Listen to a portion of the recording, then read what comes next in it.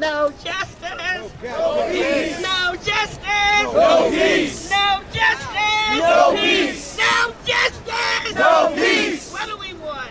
Justice. When do we want it? Now. What do we want? Justice. No justice. No peace. Hi, everybody. As you well know, Carl told you, my name is Juanita Young.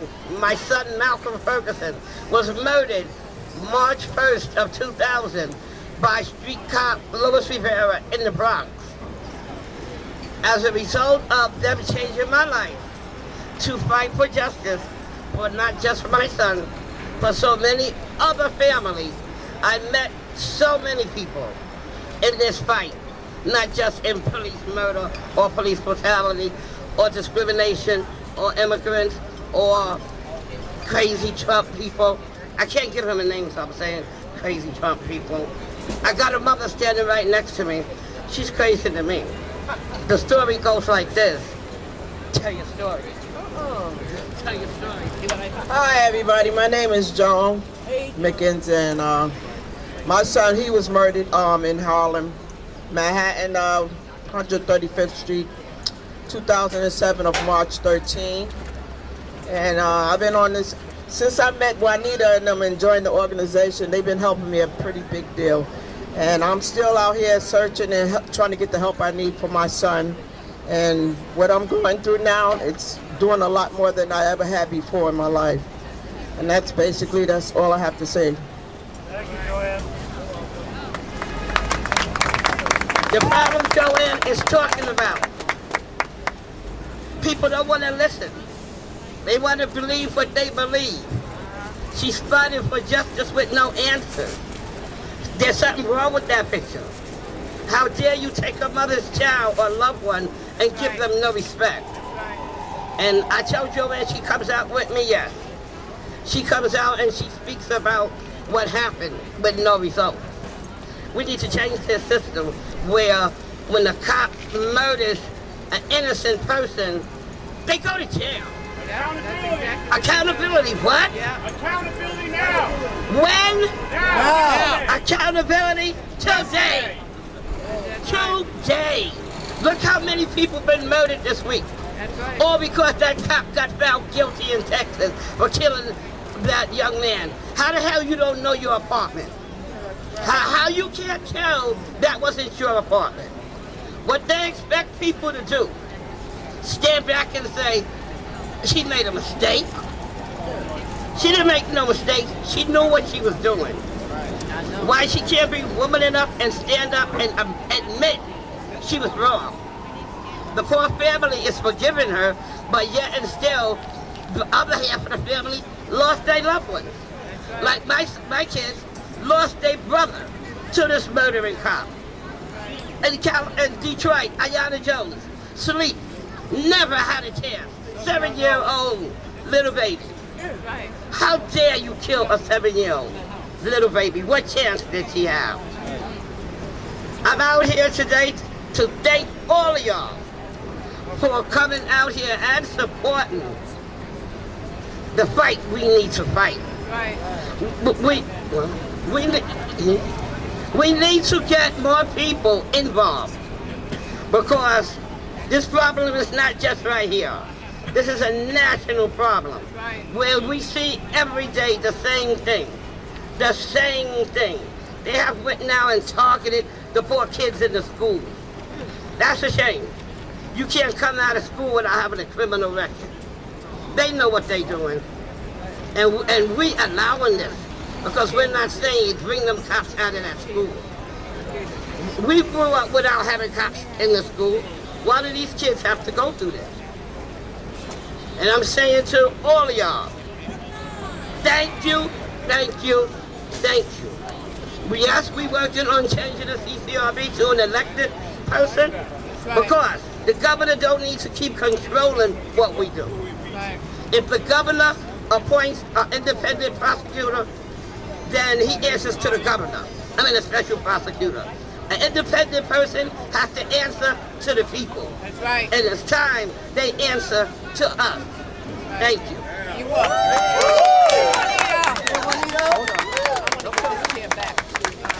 Sit over there. Now, if you notice, there's two of us up here, females. There's somebody missing in our family. His name is Nicholas Haywood Sr. He was a man who nothing stopped. I met him in 2000. I couldn't believe what he was doing. I'm like, what man goes the route Nicholas did? I mean, he was out there day and night trying to get justice for Nicholas Haywood Jr. They told him lies, he knew the truth. They slammed doors in his face, he came back at them. There was nothing to stop Nicholas Haywood Sr. I miss him so much, but I know he's here with us, because this is the first year that we stand here without Nicholas Haywood Sr. And I'm gonna say, everybody say, Nicholas Haywood Sr. Nicholas Haywood Sr. Nicholas Haywood Sr. Present, Daddy.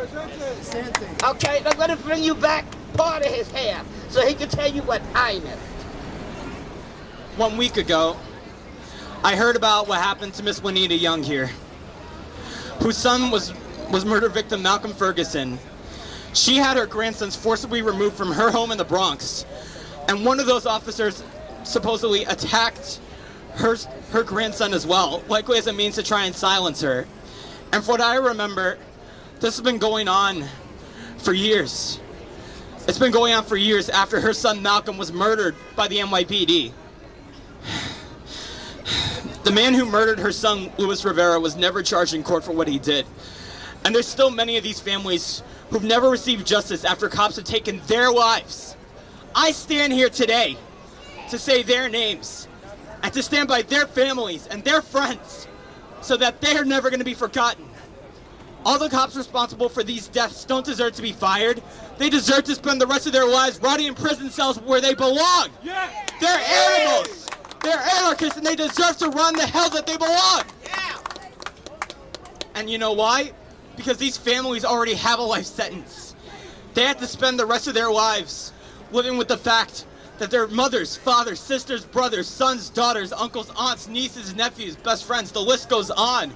They have to live with the fact that they're never going to be able to see their family members or friends again because they've been murdered by police officers. And you know, I have to live with a life sentence as well. I have to live with survivor's guilt and PTSD from having a cop almost kill me so that he could have his own perverted desires. Need I say more? There is still no justice given to the families of Malcolm Ferguson, Michael Brown, Norma Guzman, Stephon Clark, Ismael Lopez, Philando Castile, Alton Sterling, Antonio Montes, Eric Garner, Tamir Rice, Amadou Diallo, Ayanna Jones, a 7-year-old girl murdered by police, Shame on you. Angel Ramos, Ezel Ford, Freddie Gray, Oscar Ramirez, Paul O'Neill, and most recently, Tatiana Jefferson. And the list goes on, people. It goes on. And today, I'm going to stand here rallying in the streets. I say to hell with the cops responsible for these murders. I say to hell with the courts for what little justice they've given to these families. And I say to hell people claiming that the police are just doing their job. I want justice for what happened to me. I want justice for what happened to these people. I want justice for their families. And I want to see the day that those pigs responsible for all these goddamn murders get locked up in prison for the rest of their lives where they belong. Because Black Lives Matter, Brown Lives Matter, and the system that we live in is atrocious in the way that it treats these people. Thank you very much. Yes, like my brother said, I'm old school. To the older ones, I'm Sister, S-I-S-T-A, Shirley. And to the younger ones, Aunt Shirley from the forgotten borough of Staten Island. I'm going to school y'all. Eric was not the first person who was modern day lynched on Staten Island. He was the third one. The first one was in 1994. The brother's name was Ernest Seance. He lived in this area we called Little Liberia because there were many people from Liberia who live in that area. The cops knew him because he sold little stuff like Eric did, and he went out there. They stopped him, roughed him up, and choked him out. They tried to get justice, but of course, no justice.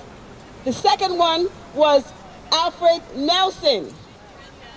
Alfred Nelson went to the hospital on his own accord. We call this hospital barely breathing. They call it Bailey Seton. He went to emergency psych. He did not want to stay there. They choked him out at the gate. There's this brother that all of you know. I call him Sharp Ass, but y'all call him Sharpton. He knew of Alfred Nelson being choked to death by the cops, and he did not let it be known because the family didn't roll with him the way he wanted to roll. So we did not know of him if he didn't live on Staten Island, and some people on Staten Island still don't know. So I tell you, Sharp Ass is not a leader. He picks and chooses who he wants to help. It's his way or no way. And he's not the first person that he didn't give any help to. Now we're going to go to Eric. Eric was a gentle giant. He had been selling his Lucy's for years. Do y'all know what a cavity search is? That's when the cops stick their finger up your ass. And they did that to Eric back in the days.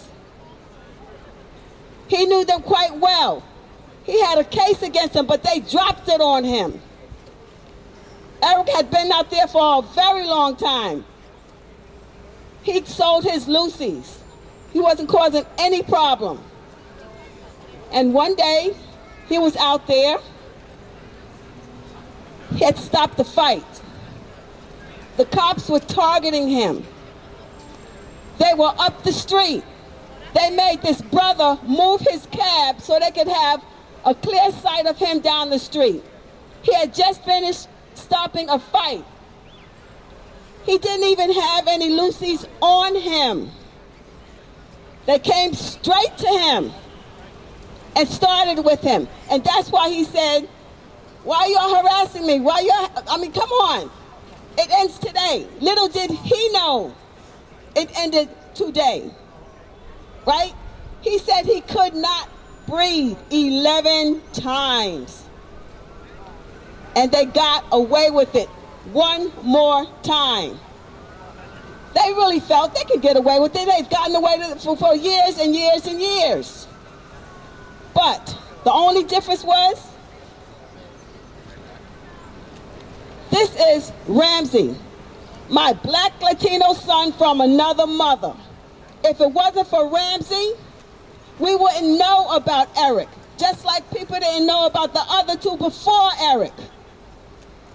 Eric would have been just another dead Negro, choked to death by the cops, and getting away with it one more time. From Staten Island. But the bottom line, thank you.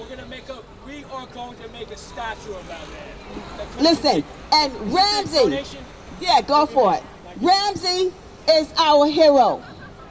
Ramsey is the people's true hero. If it wasn't for him, we wouldn't even be here. Bottom line, y'all need to put it in your memory. Ramsey Orta, our true people's hero.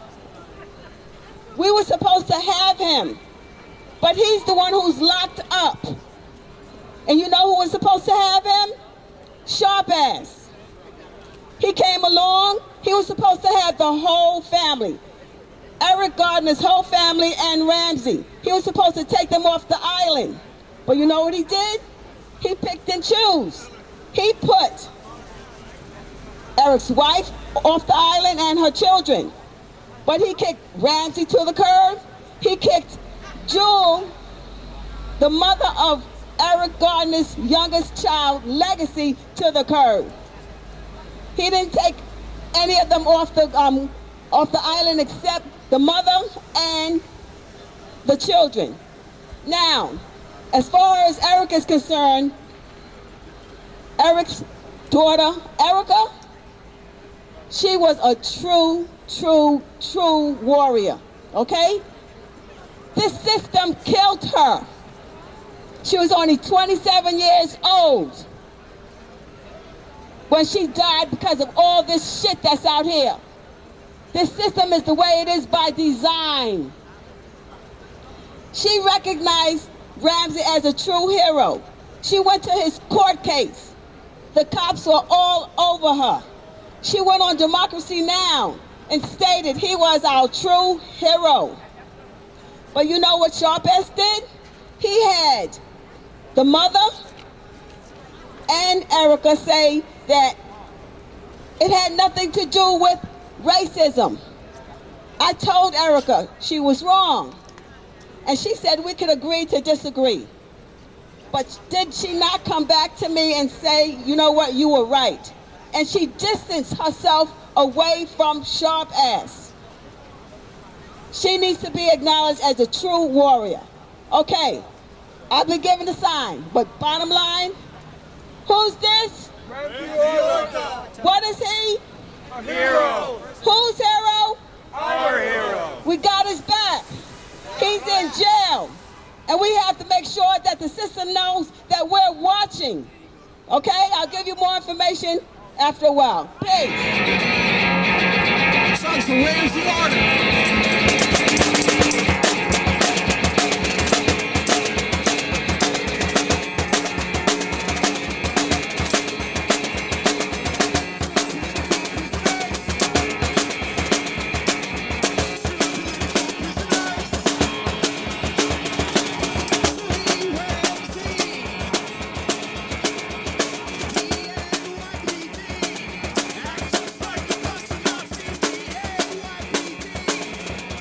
Just like a bunch of Nazis.